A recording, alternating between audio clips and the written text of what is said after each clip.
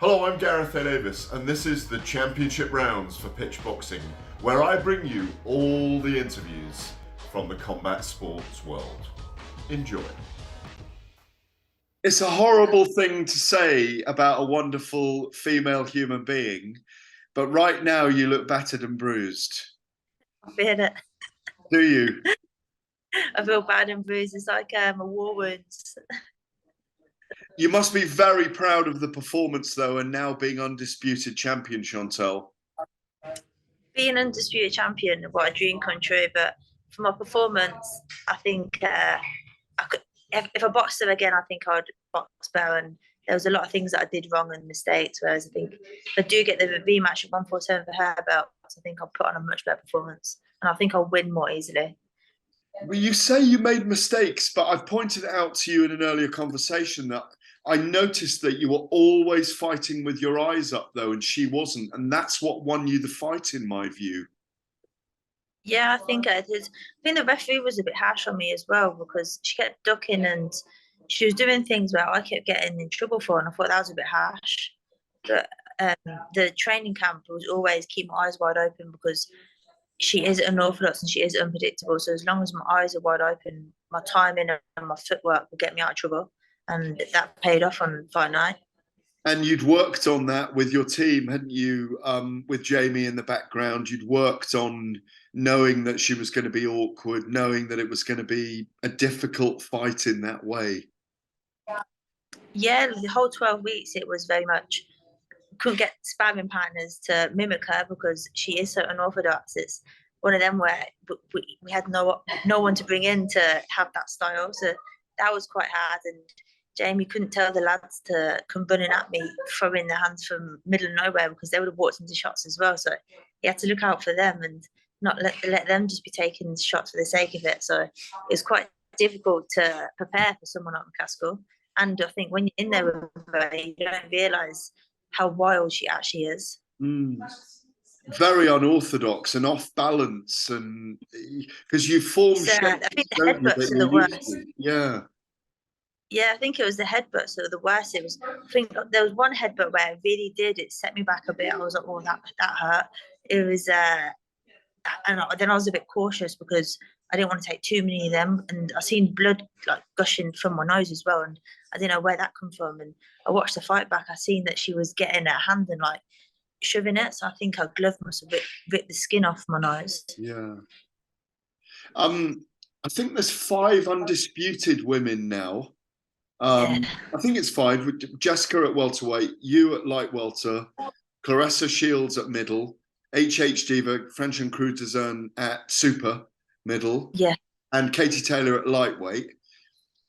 What next now then? I know you've got to let your face heal and your body rest again, but would you prefer to go up to welterweight and take the belts and become a 2-weight undisputed champion, or would you rather go down to lightweight and face Katie Taylor and push for that Ireland fight in Croke Park?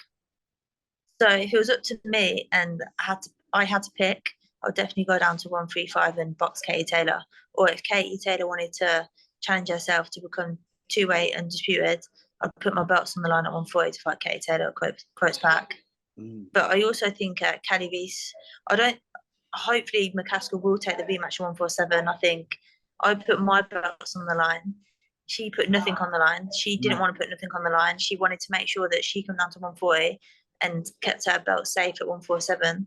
So I would like the fight at 147, but would she take that gamble now, knowing that I've got her marked? So it would be interesting to see if she would take that. But otherwise, I think as long as Davies is fit and healthy, then I'd also take that fight with Davies because she did vacate her belts. But the only thing with that is I want to be back out again early 2023. So I don't want to be waiting around for Davies. So my career's moving again now, and I've had my delays, and I want to keep my momentum. So for me, I've got to be selfish and I've got to keep this momentum. So if Davies was ready, then yeah. But otherwise, I'm gonna crack on with my career. But just going back to Katie Taylor, do you think she's avoiding you because of your power, style, and size? I don't think Katie Taylor's avoiding me. I think Katie will fight anyone. I think her team's avoiding me. I think they know that I'm dangerous. And before I was all risk, no reward. But now I've got the reward as well because there's a chance for her to. She's all about fighting for legacy, and I've got something now where she could fight for legacy against me because she's been lightweight undisputed champion, but she's not done two weights, and here I am at 140. So she's got that shot now. So yeah, I think I've got something now where I can dangle that carrot and be like, come and challenge me for my belts. But I wouldn't say Katie's avoiding me. I think it's more down to her team. A year ago, I reckon, obviously we've seen inordinate exponential growth in women's boxing over the last few years. We couldn't have predicted how big this year was going to be for women's boxing. It really is. I think, I don't know if you agree, but really reaching a new level with number of fans in the arena, show stealing fights, the characters of the women coming to the fore and there being more interested in the individuals, more men being interested in women's boxing, a whole new audience coming to women's boxing as well, which is quite female as well. Do you not feel all that's happening and that we're really mushrooming with women's boxing at the moment?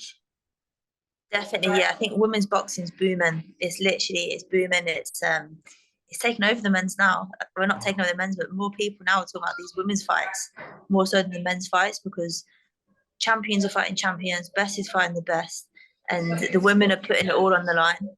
And I think like with the 2 minute rounds, it's the higher pace, high intensity. Personally, I would prefer a 3 minute round. Would With you? the 2 minute rounds, yeah, I prefer 3 minute rounds. But I think because it's the 2 minute rounds, it's the intensity where women are just putting everything on the line and just having the scrap really because you ain't got long in the fight. So yeah, women's boxing is such a proud moment to be part of the rise of women's boxing because you look at back about 3-4 years ago, people were still frowning upon women's boxing, saying, why are they on the card? They shouldn't be on the card. The card's ruined now because these women are on it. Whereas now, look at Sky, I think 3 weeks ago, had a show at the O2, filled out, Yeah. women on the card. So just shows you the difference, where we're going. And it's still got a long way to go, but it's literally going like that now. It's rocketing up.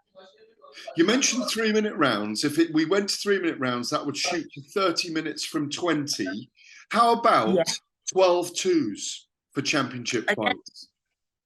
I think even that it's good because we're fighting like the men 12 rounds, and I think that's gonna be the difference between the champions and the rest. Is them extra 2 rounds is gonna like different from the proper ones that can dig deep and the ones that kind of just wing it a little bit. So I think them extra 2 rounds is really going to make the difference.